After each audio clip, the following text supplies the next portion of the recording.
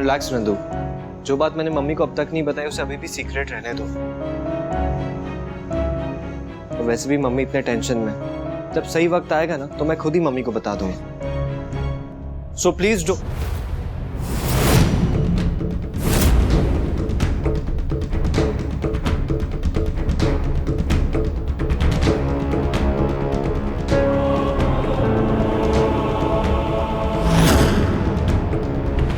अगर मेरी बात अभी तक नहीं समझ में आ रही है समर,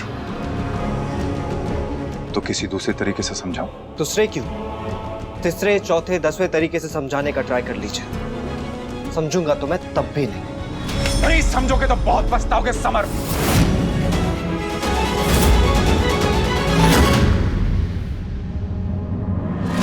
कल महाशिवरात्रि का दिन है, मेरे लिए सबसे बड़ा दिन। अपनी मनमानी मत करना।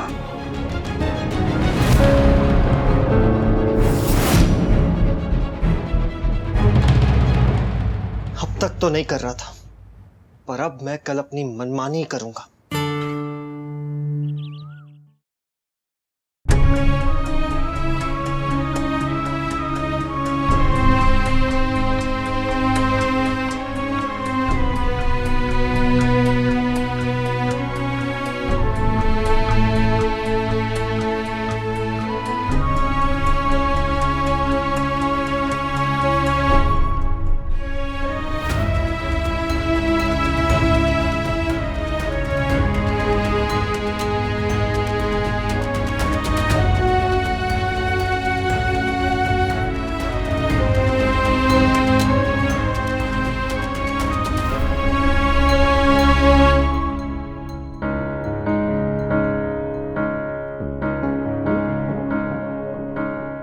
सारी तैयारियां करती है, आप एक बार देख लीजिए।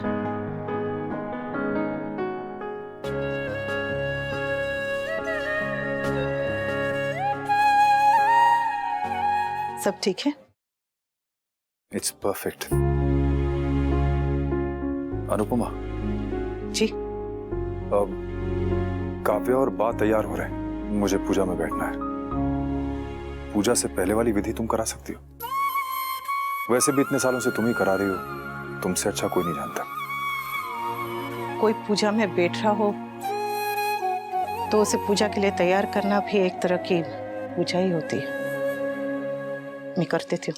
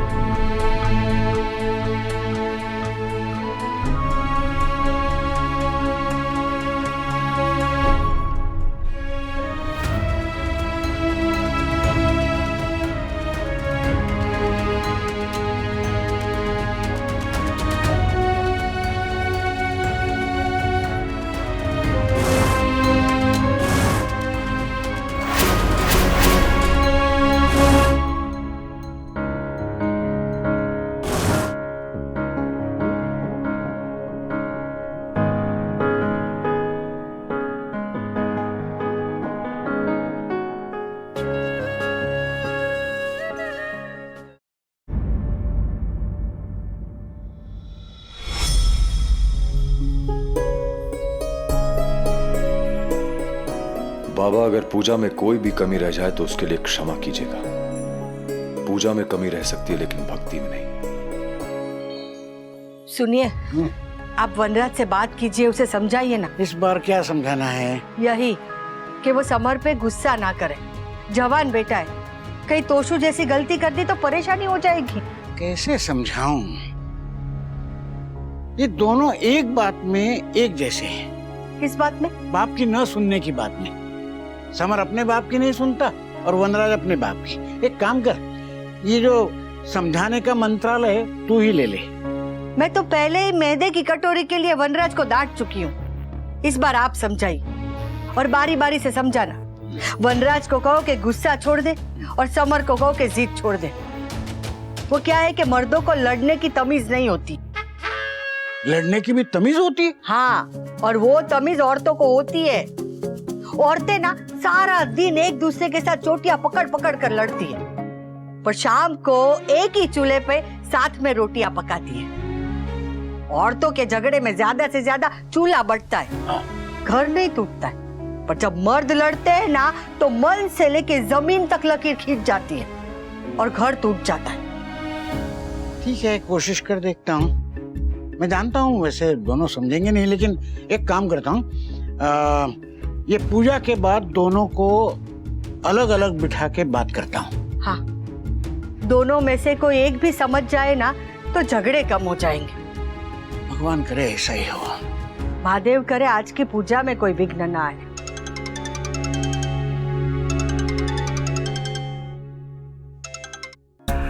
हेलो, जी जी जी, मैं वनराज शाही बोल रहा हूँ। मैंने भेजी थी सीवी। जी नहीं हुआ?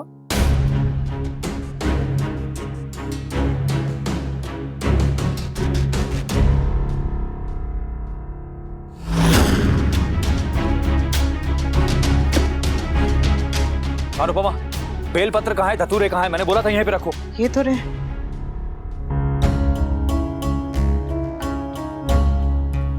सब ठीक है?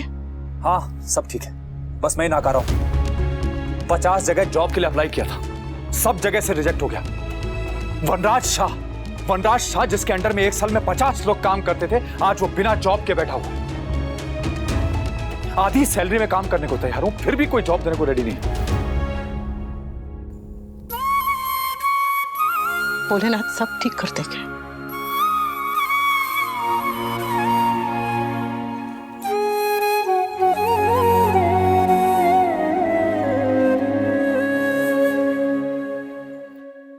अनुपमा जी।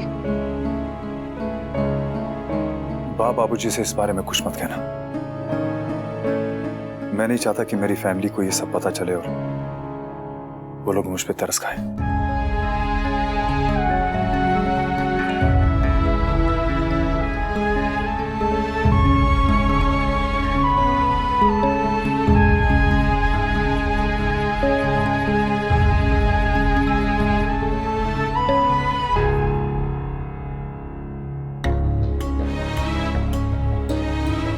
वनराज की चटपटाहट मैं समझ सकता हूँ। मैं भी रिटायर हुआ था तो ऐसे ही अपने आप को नकारा महसूस करता था। मैंने तो बस 2 दिन नौकरी की थी बापूजी, पर जब वो चली गई तो ऐसा लगा जैसे किसी ने मेरी पहचान छीन ली है। इन्होंने तो सालों साल वो नौकरी की है। इन पर क्या गुजरी होगी इसका अंदाजा भी नहीं लगा सकते हम लोग, है ना? मर्द कमा रहा होता है तो वो शेर होता है, लेकिन जब उसकी नौकरी चली जाती है तो उसके पंजे ही नहीं, आत्मसम्मान भी छीन जाता है।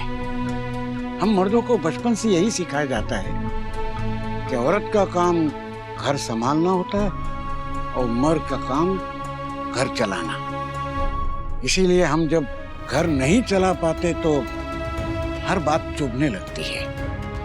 अरे रिटायरमेंट के बाद तो ऐसा लगता है कि हमसे ज्यादा काम का तो घर का फर्नीचर है। और वनराज रिटायर नहीं हुआ, बेरोजगार हुआ है। उसको पता नहीं कैसा लग रहा होगा। बापूजी आप ही तो हमेशा कहते हैं कि समय की सबसे अच्छी बात है कि वो कैसा भी हो बदल जाता है। वो समय बदल गया तो ये भी बदल ही जाएगा ना। हमारे हाथ में तो बस विश्वास और प्रार्थना करना है, तो वो करते हैं ना।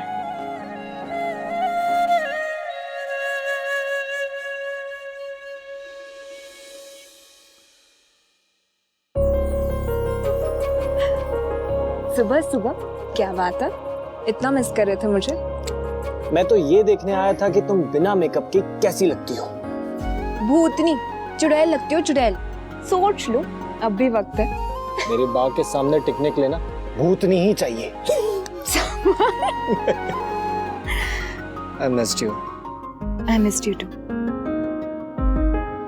अच्छा समर, मासी ठीक है? हाँ।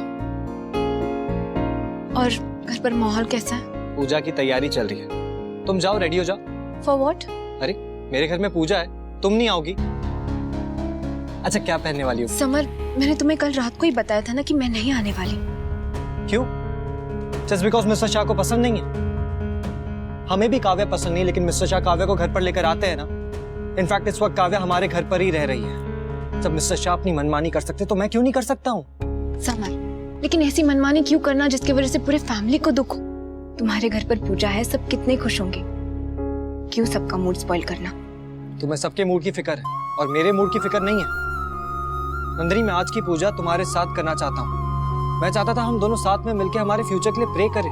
तुम मेरे लिए इतना नहीं कर सकती हो? समर प्लीज गुस्सा मत होना। तो और क्या करूं नंदिनी? हमने लाइफ लॉन्ग साथ रहने के प्रॉमिसेस किए थे और तुम इतने जल्दी पीछे हट रही हो। नंदू, हमारी लड़ाई मुश्किल है और लंबी भी है। प्लीज इतने जल्दी हार मत मानो। हम बोले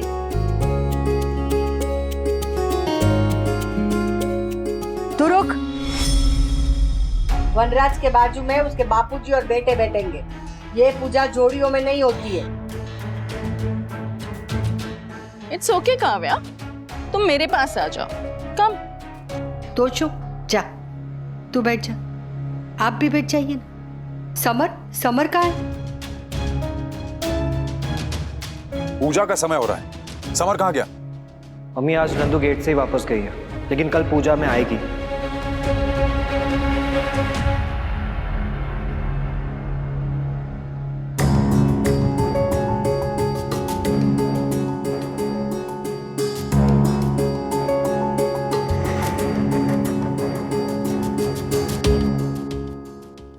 मेरे ससुराल में शिवरात्रि की पूजा से पहले शिव जी के आगे खीर की कटोरी रखकर मन्नत मांगते हैं। हर मन्नत के लिए एक खीर की कटोरी।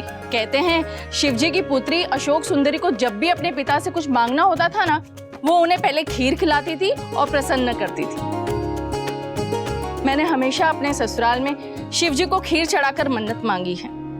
क्या ये रस्म मैं यहाँ भी कर सकती हूँ? हाँ हाँ राखी बहन, आइए ना। Thank you.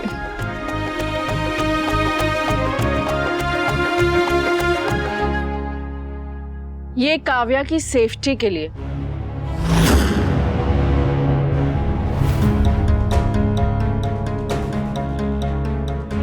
मैं 2 कटोरी और चढ़ाऊंगी। पूरे दुनिया के हिस्से की मन्नत तू ही मांग लेगी क्या? अपने लिए नहीं मांग रही हूँ बा, अपनों के लिए मांग रही हूँ। मांगने दो ना दीदी, आप मांगिए। मैं भगवान भोलेनाथ से प्रार्थना करूंगा कि आपकी सारी मन्नत पूरी हो जाए। ये समधी जी के जॉब के लिए।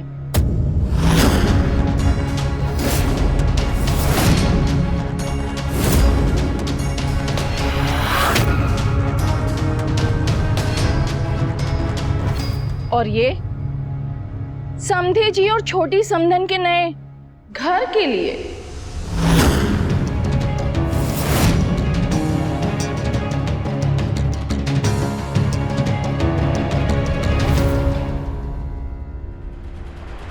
वैसे मुझे मेरे सोर्सेस से पता चला है कि आप दोनों अपने लिए नया आशियाना ढूंढ रहे हैं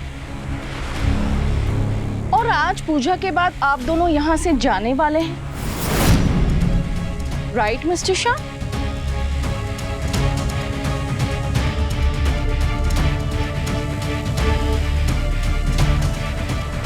क्या हुआ मिस्टर शाह? आप मुझे एंग्री वाले लुक्स क्यों दे रहे हैं? मैंने कुछ गलत कहा क्या? आई नो आप में इतनी सेल्फ रेस्पेक्ट तो है कि आप खुद भी मिसेस शाह के घर में नहीं रहना चाहेंगे, राइट?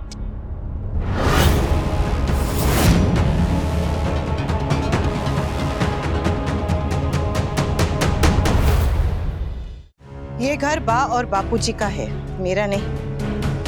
और तू जानबूझ के यहाँ आग लगाने की कोशिश मत कर। अरे मैंने क्या किया बा? आपको तो खुद को पता है ना कि एक बयान में 2 तलवारें नहीं रह सकती। मुझे आप सबकी चिंता है इसलिए मैंने ऐसा कहा। भोलेनाथ की कसम, I swear on Bholenath, seriously. दुनिया के हर टोमी की पूछना सीधी हो सकती है, पर तू सीधी नहीं हो सकती। बात मुझे गलत समझ रही हैं। अरे क्या सही और क्या गलत तू तो समझ में ही नहीं आती। भगवान भी ना तुझे बना के सदमे में पहुंच गया होगा कि हाय हाय ये मैंने क्या बना लिया। फाइन, अगर आपको मुझ पे ट्रस्ट नहीं है तो ना सही, but I was genuinely concern बा। या राइट। प्लीज काव्या, अपना ये एटीट्यूड फोल्ड करके अपने जेब में रखो। मैं अनुपमा नहीं जो बार बार धोखा खाने के बावजूद भी तुम पे भरोसा करो। ये कोई किटी पार्टी नहीं है, यहाँ पूजा चल रही है और जो अपना मुंह बंद नहीं रख सकता वो यहाँ से जा सकता है।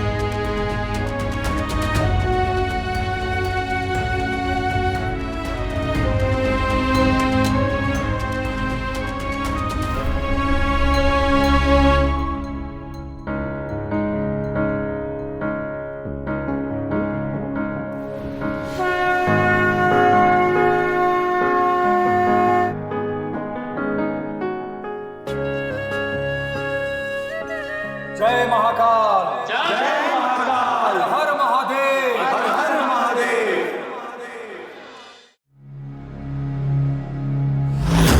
यहाँ रहना है तो तमीज में रहना होगा, वरना रहने के लिए कोई और ठिकाना ढूंढ ले। बेटा बाप के सामने तब तक चुप रहता है जब तक वो मन में जानता है कि वो गलत है और बाप सही।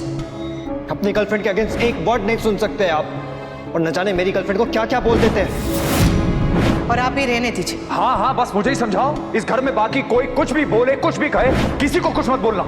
ले दे के इस घर में सिर्फ मैं ही रह गया हूं समझाने के लिए।